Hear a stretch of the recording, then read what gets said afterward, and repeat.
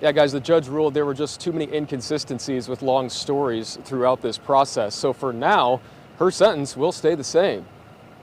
It's not just abuse, it's did abuse cause the situation that sent you to prison? That's the main question at the center of the Oklahoma Survivors Act, a law that allows people who are incarcerated to ask for a new sentence if domestic violence was a big factor in their case. You could suffer from abuse and it has nothing to do with why you were sent to prison.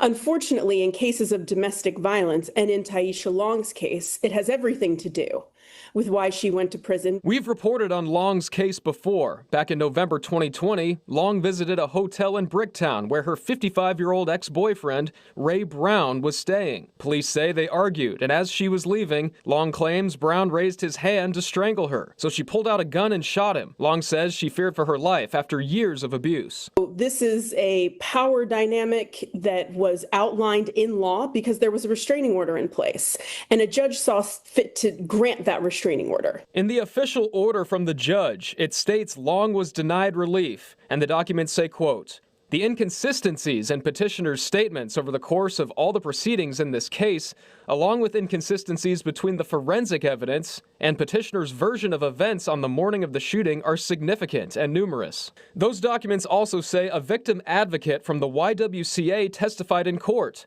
saying Long feared for her life when she shot Ray Brown because he had assaulted her in a hotel room that same morning. But the documents say, quote, "This was contrary to petitioner's own testimony that Mr. Brown did not threaten any violence against her in the hotel room that morning." Text messages, as is the case with Tyisha Long about the situation where she was kicked down the stairs while she was pregnant.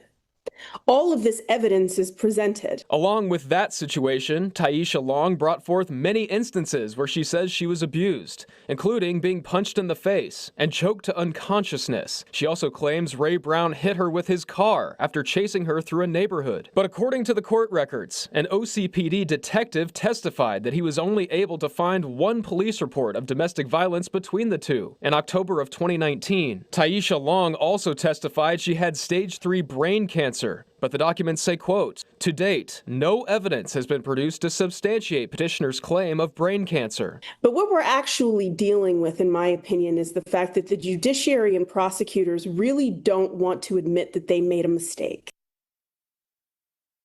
Now, Long's attorney did give us a statement, and it says in part, quote, "We respectfully disagree and will appeal this decision. The record contains extensive, corroborated, documented evidence of threats, strangulation, coercive control, and a long pattern of abuse. These are facts the Survivors Act was designed to account for in sentencing." We're live in Oklahoma City. Jason Berger, KOCO 5 News.